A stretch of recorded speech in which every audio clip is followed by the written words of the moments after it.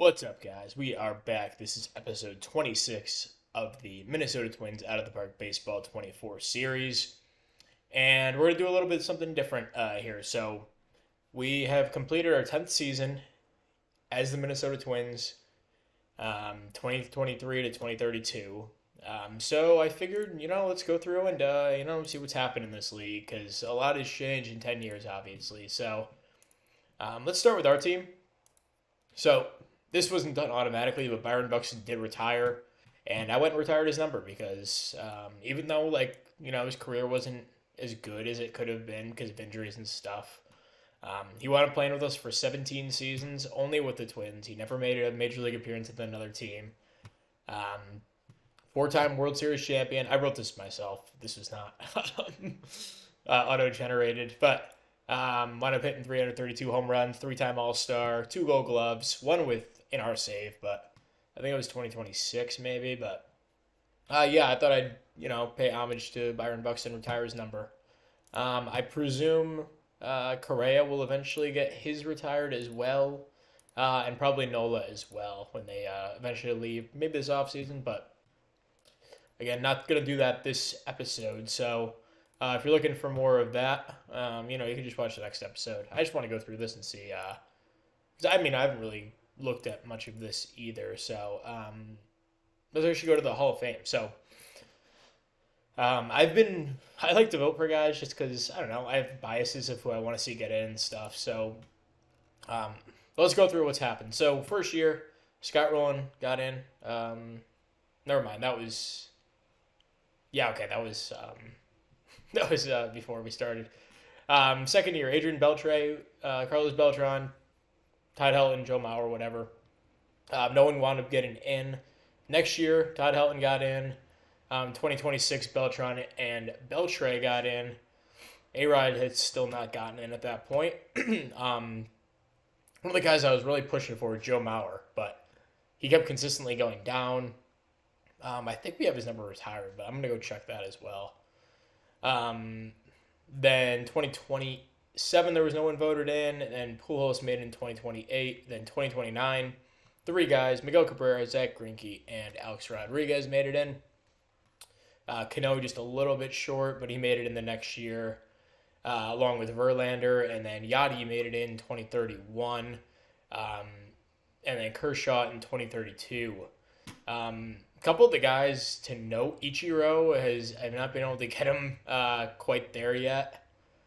Mostly because they only count his major league numbers, not his Japanese numbers or anything. And I also haven't been able to get CC in, which would be a complete shame because, I personally think he's one of the most underrated pitchers of all time. I'm a Yankees fan, call me biased, but I hope he gets in. I think he's got a couple of years left. 1, 2, 3, 4, 5, 6. I think he's got 2 years left. So Mauer's been hanging around 50%. Haven't been able to push him. I think Kimbrel will get in eventually, but besides that, Jacob deGrom's not going to make it. Whatever. Upcoming guys, Stanton might have a chance. Actually, probably not. He didn't really finish his Yankees career very strong at all. But Rizzo, possibly. I don't know. Probably not. Abreu, probably not. Contreras, probably not. Salvi, no. Ryan Presley, who knows? But anyway, we'll go to the next. Let's go to the next thing. So, as we can go through our playoff history, we haven't missed since 2024. 4 World Series, obviously. And let's go through our our pitching rotation throughout the years. So, actually, this is our lineup. Sorry. So we've had tons of guys at catcher over the years, from Christian Vasquez, Tomas Nido, Velion. I don't want to talk about that. David Garcia's one really good year. Then Danny Jansen was awesome that one season. 1.5 years maybe for us. And then Trevino, then King and Hoffman. First base has been pretty steady. Jose Miranda to DiMartini. Kind of passed the torch there. And then kind of the same thing with Polanco to Palencia. Although we had this one year where we we put Brooks Lee at second and Plincy at third. That didn't last very long. And Brooks Lee was kind of a mainstay at third base for a while. Then a Rivera, then to Pena. Rivera, by the way, he was fine last year for the A's, but definitely not quite as good this year for them. If you're curious about that, Brooks Lee, let's actually go look at him because he's taken a bit of a step back the last 2 seasons for Washington after a phenomenal 2030. Also, Manuel Rodriguez, another guy we let go last season, had a pretty nice season, but only 113 games played, which always was an issue for him staying on the field. Trent Grisham, pretty rough year for Washington. Okay, so Correa has been locked in at short, except this 1 year where he was hurt. Then Shoemake came in. Left field was a bit of a mismatch of players. We had Gallo for like a half a season, Kurloff, who I remember he had a couple nice seasons with Washington. Yeah, so he was pretty good for like 2 years. Well, 1 year, 1.5 years. And, he was kind of a replacement level player for the rest of his career. But then, Buxton center until injuries started catching up with him in 2028. Then Mercedes took over, and Buxton was like, a part-time outfielder. Then in right field, we had Kepler for a couple of years, who I loved, but we couldn't re-sign him. We didn't have the money. It's like he only lasted 3 more seasons after we let him go. That's pretty crazy. Well, that wound up being a good decision not to re-sign him. Then we had Wallner. Matt Wallner. Wow, this is a throwback. Looks like he wound up retiring, so only after a year after we traded him. That sucks. I had high hopes for him after, a couple of months or years, and that never really worked out. Then we had Calabrese, who was awesome. Also retired already. Holy crap. These guys, we trade them, and then they just completely fell apart. Like, Calabrese was horrible for the Dodgers after, being pretty solid for 4 years. About a league average hitter. Then, nothing else really crazy here. Let's go to our rotations. Since the save has started. So, way back in 2023, Joe Ryan, Pablo Lopez, Sonny Gray, Tyler Mahle, Bailey Ober, who had an awesome rookie year. Kind of like a swingman at that point. It was 2023, yeah. Awesome year for him. And he wound up having a really solid career in the majors. 26 WAR, and a couple really nice years for Boston after we traded him. This second half of this is most of 2026. He was really good, and then a really good 2028, 2029. So Bailey Ober, a guy kind of looking back and remembering. See, Duran.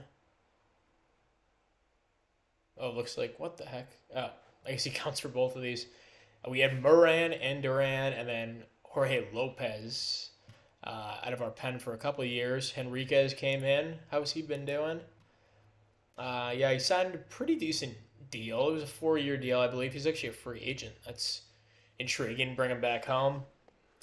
Signed a 4-year deal with Texas. Looks like he got traded to Cincinnati. Mostly a reliever, sometimes a starter. Wasn't quite as good as he used to be with us, but Henriquez, definitely good memories with him on this team. Devin Williams in his one awesome year for us, and then he blew out his elbow the next year, and then continued to be a pretty good pitcher, but looks like he's retired at this point. Let's see. I guess in the rotation next year we brought in Nola in 2024. That was his first year and probably his worst until recently.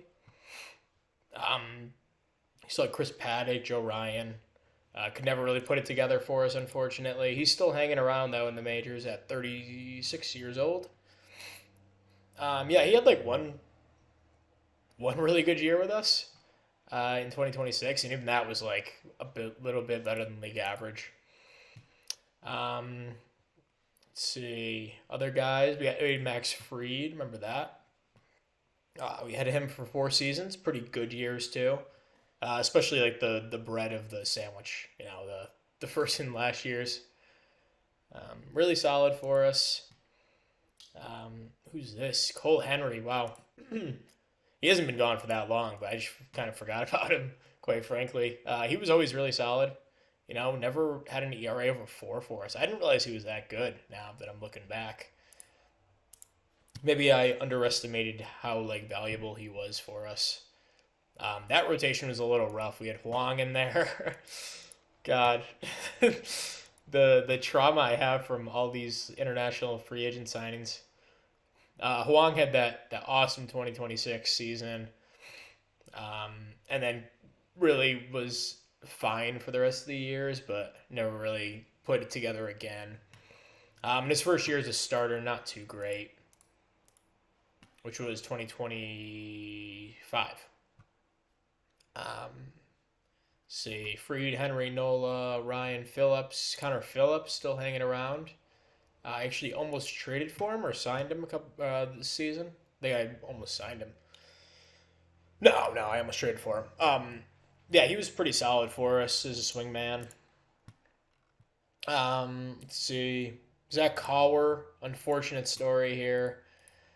Had a couple of really nice seasons, 3 really good years in a row, and then hurt his shoulder, never came back the same pitcher, and really unfortunate. Ended his career at only 27 years old. He really peaked, so really sucked to see that. Let's see. Henriquez started that year. Henry was mainstay. Grayson Rodriguez had a nice year for us and went on to sign a pretty big deal in LA. And has been a league average pitcher. Probably not worth $19 million, but that's up to them. Ka Song, who was on the World Series winning Red Sox, looks like, wow. I gotta look at this league history because, oh, never mind. Okay, holy crap. So he won a bunch with us, and then has won 2 rings with Boston. He won 3 with us and 2 with Boston. So dude's got 5 rings. Pretty incredible for Ka Song. Just wound up being on some really good teams and didn't really contribute much. Then yeah, we more recent teams. You kind of remember these, but let's go to our. I think these are going to be our team leaderboards. Never mind. Let's see. No, I don't want to go to this. Sorry. Leaders. Okay, this is what I want. So all-time average. Doesn't look like we have anyone on here. Single season. Nope. On base percentage. Doesn't look like we have anyone who cracks. Oh, Adrian Palencia, number 10 in career. DeMartini 5. Well, I just completely overlooked them. I'm guessing they'll pop up quite a bit. Yeah, slugging percentage, DeMartini number 1, Palencia number 2.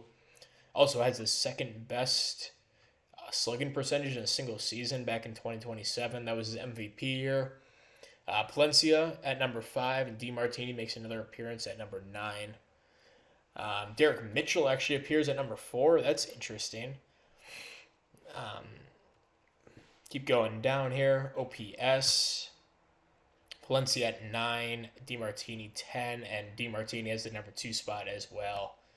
OPS for the career, DeMartini and Palencia number 1 and number 2.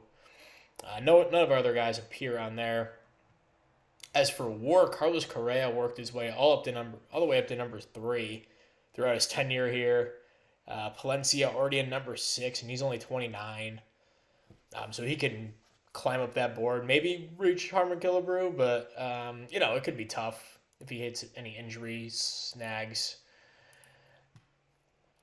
WAR single season, DeMartini has the 3 spot. I'm surprised that Joe Mauer's season's only down here, but Adrian Palencia has the number 7 spot with his MVP year, and Carlos Correa in 2023. Did he win MVP at all? I don't think so. I don't believe so, no. ton of All-Star appearances and stuff, but okay. Anyway, um, games probably whatever.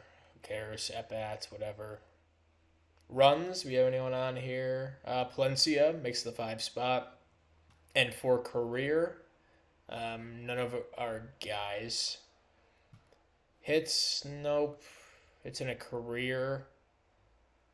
Still no one. Total bases in a single season: Palencia 1, DiMartini 3, and 7. These guys pop up everywhere. How about home runs? Carson DiMartini, 47. It puts him in the 4 spot for a single season, and Palencia in the 7 spot with 44. DiMartini had 44 that same season. And home runs in a career: Byron Buxton makes his first appearance in a, pretty far from Harvard Killebrew, but number 2 by a pretty good margin for all-time Twins home run leader. So cool stuff there. Palencia and DiMartini, I assume, will pass him within the next couple of years. But, Byron Buxton making an appearance on this list shows him why we retired his number, I guess. So RBIs in a career.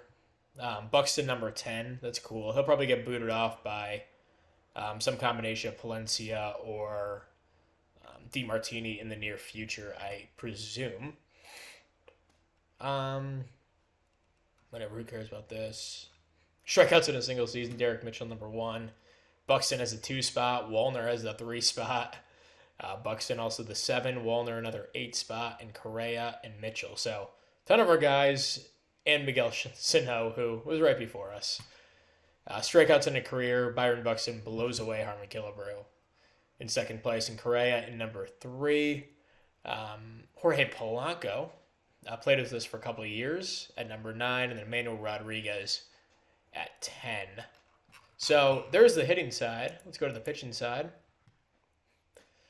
It's going to be tough to beat some of these ERA crowns, but especially with Walter Johnson, of all people, taking up that list. So Mike Wolf, actually the 7th best career ERA as a Twin so far. Cool to see that. Winning percentage in a single season: Zach Cauer in his 2027 campaign, who went 11-2. Cool stuff there. It's cool seeing him pop up. Nola, also number 6. Winning percentage in a career: Mike Wolf, Zach Cauer, Aaron Nola topped the list. Billy Ober, number 8. That's cool. Duran fills up the first couple of spots and saves in a single season. Dean in the 5 spot. Duran also number 8. Saves in a career: Johan Duran. Looks like he retired. That's crazy. Wow. So he went and signed the big deal with Texas, and I'm not sure why he retired at 34. That's crazy. So he got released at the end of the year and then retired. Still a good pitcher. I don't know what happened there. Wow, so that sucks. I mean, I would have re-signed him, but yeah, I guess he's gone. Good career with us though. WAR, I guess. Good look at that. Nola's 7. Games pitched. Probably no one there. Yeah, these are all gonna be, tough to beat. Yeah, anyway.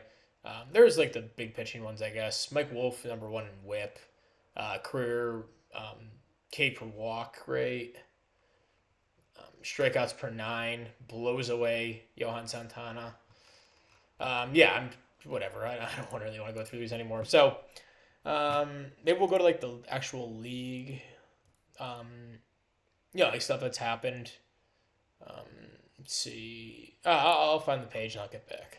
All right, so let's do this. We'll go through kind of what's happened with all these champions. So we started here in 2023. First year, the LA Angels won the World Series against the Braves. The Rays Dodgers, Rays took that one. Then we finally made our first appearance in 2026 after making the ALCS in 2024 and 2025 and losing to the Angels and Rays. But 2026 through 2028, You know what? Honestly, 2026 through 2030 was the peak of this dynasty. Um, we were kind of unstoppable at that point, and then 2031 we kind of fell off, and the decline is probably there in 2030. But we beat. Do we beat different opponents? Looks like we played the Reds a couple times. No, we didn't. Never mind. We played the Braves, Reds, Dodgers, and Giants. So a different team every World Series that we won. Then we lost to the Brewers this past year. Um, Tough season, but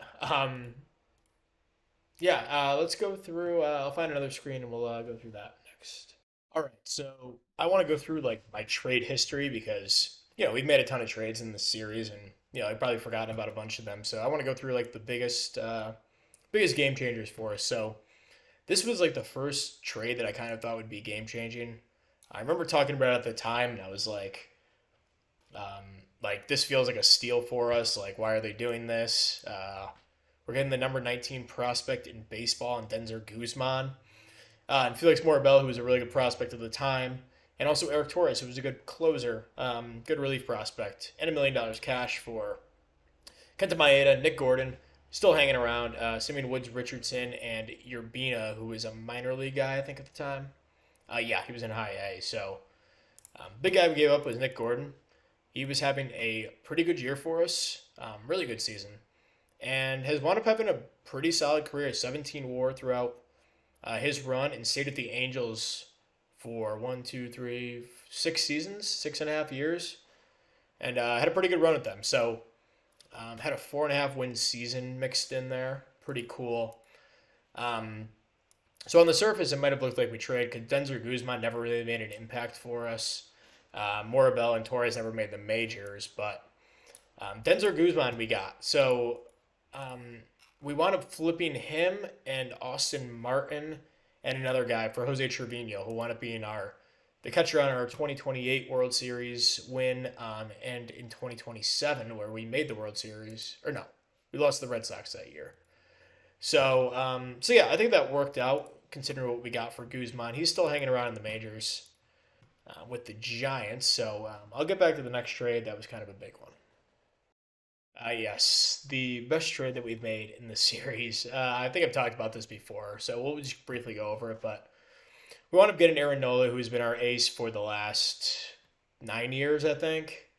And we gave Christian Vasquez, Jordan Carr, Armani Smith, Stankiewicz, who's still in the league, but everyone else is retired at this point, including Vasquez, who wound up sticking with Houston for, let's see, we picked him up Vasquez in 2023. We traded him to Houston, wound up getting him back at the deadline in 2025, where he helped us.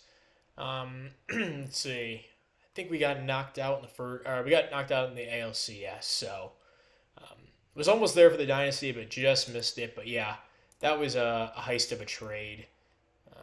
And looking back, like I knew it was a heist at the time, but we took on all of Nola's big extension he just signed for the Astros. So yeah, there's that trade.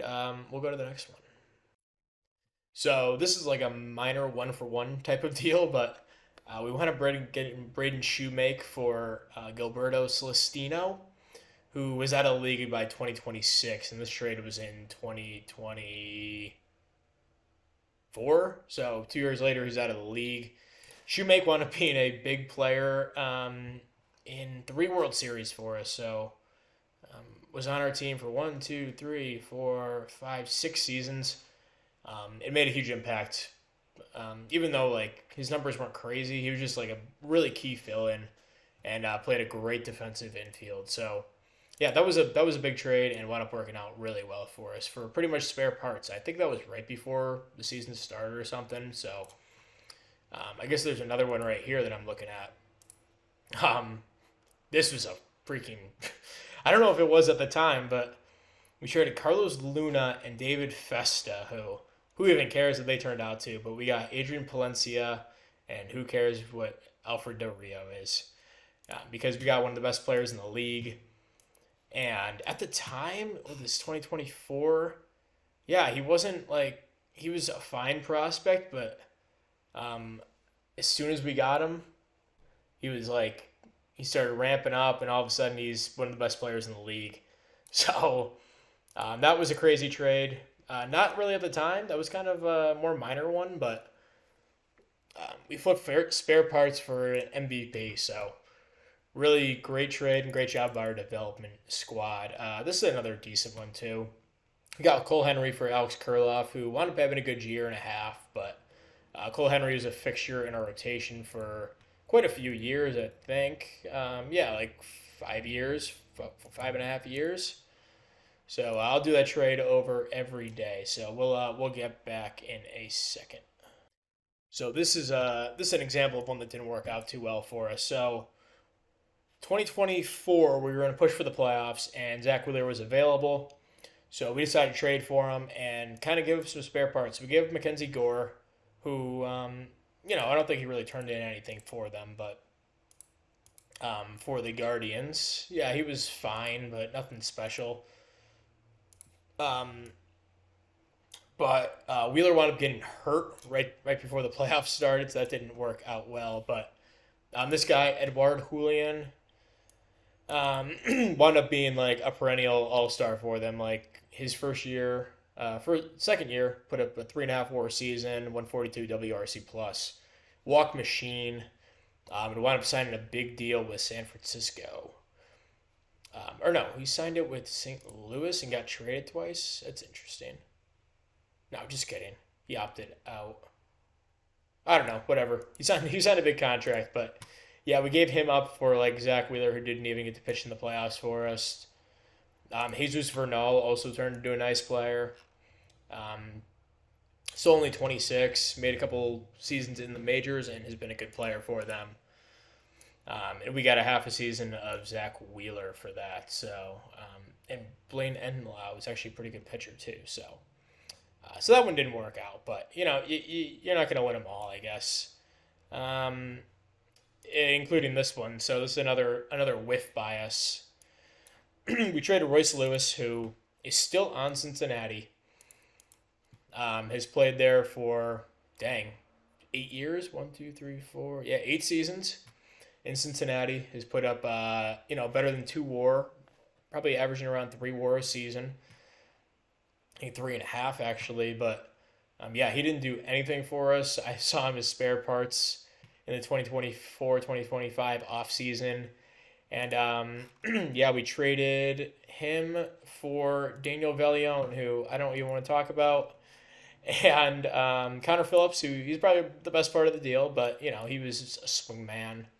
He was a fine player, but not the player that Royce Lewis turned into. And then Lyon Richardson, who never really did anything for us either. So that one didn't work out. 2024 was a rough year for the trades. This one worked out okay, though. We got Max Fried for Chris Paddock, who was a rental, I think. Matt Gorski, who never turned in anything. And then a couple like minor league relievers that we didn't really need. And we got Max Fried for 4 seasons, and he wound up being like a really solid number 2, number 3 pitcher. So then this trade, we got DJ LeMahieu. Did he win a championship with us? He did in 2026, his last season. Not a huge piece on that team, but 2025 he was, leading us to the ALCS that season. And we didn't really give up anything for him because he was kind of a salary dump for the Yankees. This one, we got Christian Vasquez back. That was a good trade for us. Here's a pretty decent one. Raul Vera and David Calabrese, who they were both like decent prospects at the time, 23 years old. For Louis Varland, Cole Sands, and Austin Scheffler. Cole Sands actually wound up being a pretty good arm for them, I remember.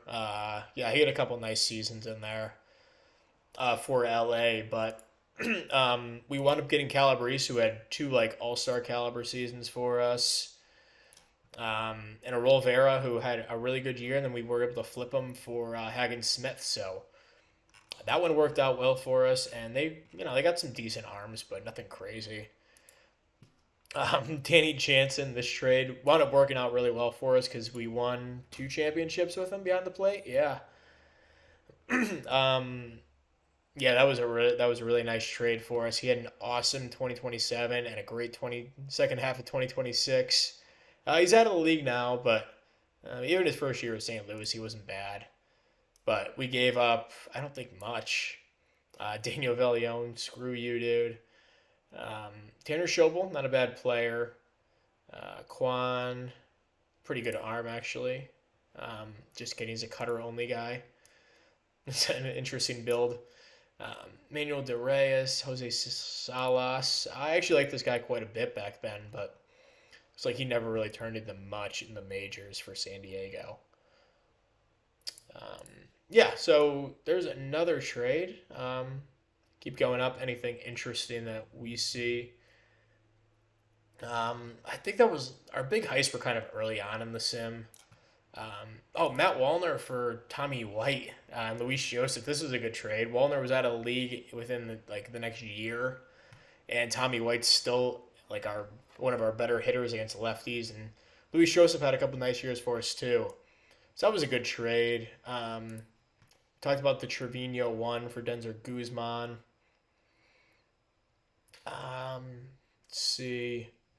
Colin Poche and $1 apparently for Wong. Yeah, that was in salary dump. Um, this is okay. This is a pretty big trade. So you got Carson Coleman, Lamar King Jr., and $3.5 million cash for Danny DeAndre, who didn't really do much for the White Sox. Meshta, who is the Cubs? I thought this was the White Sox. I think it is the White Sox. None of these guys are even on the team anymore. So that was a steal. Even though Coleman wasn't great for us, but Lamar King's still promising catcher, even though he had a rough season. Moving up. This is a fine trade, I guess. We got some relief depth for Mason Auer, who had a nice year in his first season in Tampa Bay, but really hasn't able to replicate that in the last two seasons. And I think that's. I mean, go over the Hagen Smith one, but these are probably too soon to tell kind of things. But yeah, at least we got the old ones out of the way. Who's this guy? He's in AAA. Give David Calabrese and Max Williams. But yeah, I guess that's about it for the recent trades. Brady Singer for Song, that worked out really well for us because Brady Singer wound up. Let's see. Yeah, he won 2 championships with us. Wow. Oh no, he won with Boston in 2029, and in 2030 he won one with us. Had an insane playoff run there in 2030. I almost forgot about him too. That's crazy. And yeah, I guess we'll stop there with the going over that. So, yeah, maybe we'll wrap up the episode here. That was just a little bonus thing. I don't know. I don't know if anyone's gonna watch it, but I thought it'd be cool to update on what happened around the league in the last 10 years. And I guess let's actually go over top players kind of thing. So, top guys in the league. We talked about Noah Franco a bunch in this channel in the save. Just a beast overall. This guy Derek Bernard, second baseman for Colorado, 27 years old and has been pretty damn good up in the majors for them. Wow, an insane year in just 70 games last year for Colorado. 206 WRC plus in Colorado, 1.18 OPS. That's crazy. So he's on the fast track for greatness. Valencia, we know him. He's number 3. DeMartini 5. Jeff Mimoser, who I believe won an MVP. Did he? Maybe not. Oh, he won Rookie of the Year. Sorry. Yeah, he's turned into a monster for the Marlins. Jesus Capriloglo was on. Cleveland traded him. Yeah, I remember this dude being a beast over there. So, give Greg Todd a relief prospect, and Bryce Brigatti. Wow, that might be an all-time fleece by San Diego, who just got the best hitter in the NL last season for nothing. Julio Rodriguez still kicking at age 31. Really good defensive center fielder still. Brooks Brandon, we've seen quite a bit of him in the playoffs. Um, Albert Lechuga, really nice bat here. Looks like he signed as a free agent. Oh yeah, this is this season. Duh, I remember seeing this guy. Hasn't really put it together fully, but could be a really nice player in the future. He's also already 33, so maybe not. Campbell Smithwith, what a sick name. Has had a pretty good career so far for the Cubs. Let's see, Samuel Basallo, pretty nice bat here. Although, again, another guy who put it together last year, but besides that, had a couple rough seasons in a row as a bat first catcher. Alejandro Kirk still kicking at age 33. I can't believe he's that young. That's crazy. Been in Toronto his whole career. Free agent after next year, so who knows if he sticks around. But yeah, 161 WRC plus will definitely play as a catcher. For sure, 117 for his career. Jeff Matney, or Steve Matney. I don't know why I said Jeff. Let's see, kind of a glove first guy, but also league average bat, which, he's racked up 20 WAR in 4.5 seasons.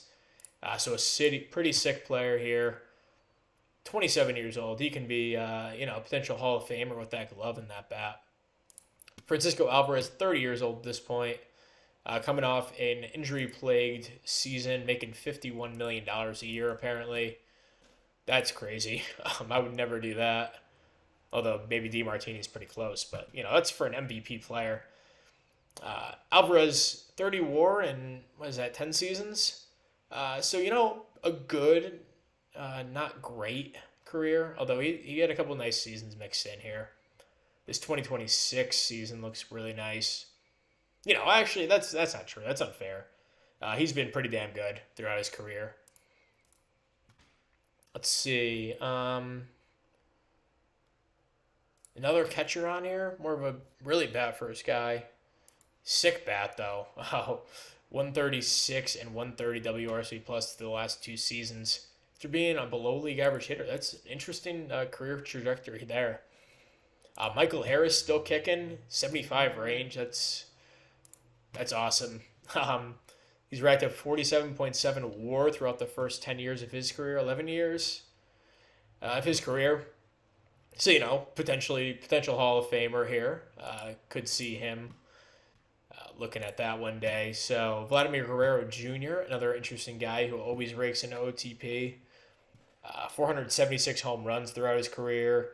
51 WAR, 33 years old, could be a Hall of Famer as well, making $53 million a year. I don't know if I mentioned this last offseason, but I almost traded for Drew Jones.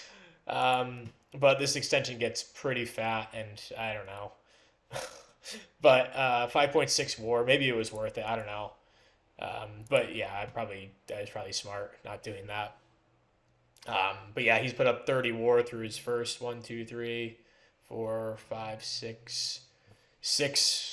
basically 6 full seasons. So yeah, Hall of Fame trajectory for him too, at age 28. Gavin Turley, really solid, but albeit not spectacular hitter. Although, wow, he's got some wheels. 212 stolen bases already for him.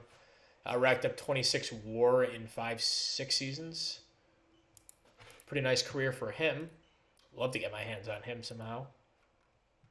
Massive extension, never mind. And Zach Gossett, who's a big slugger. I think we've probably seen him on the leaderboards quite a bit. Yeah, just a monster hitter. Nothing more to say there. Pitchers, we'll go through this a little more quick. Mike Wolf, number 1. Jared Gross, we've seen quite a bit of, I think.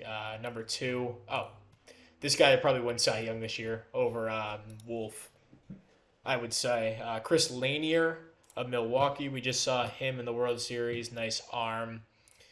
Nate Fletcher of the Cubs. A workhorse, 250 innings. Holy crap. Let's see. Josh Coons. Good pitch mix there. Good arm. Joe Jones. Nick Abel's still up here. That's crazy. I almost signed him and traded for him a couple times in the save already. Samuel Kozar. Hagen Smith is on the list down here at 17. Tink Hence, we've seen a bit of him as well. Dorian Doyle, also on Milwaukee, shows you what a great rotation they've got. Some other guys like, I don't know, I guess those are the top guys. This guy, Kevin Grissett, this guy's sick. 263 innings, that's disgusting.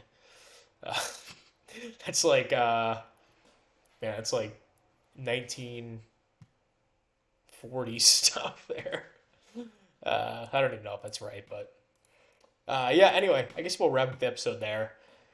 Thank you for watching episode 26, a little bonus episode, and we'll be back with the off season next time. Thank you so much for watching. We'll see you next time. Goodbye.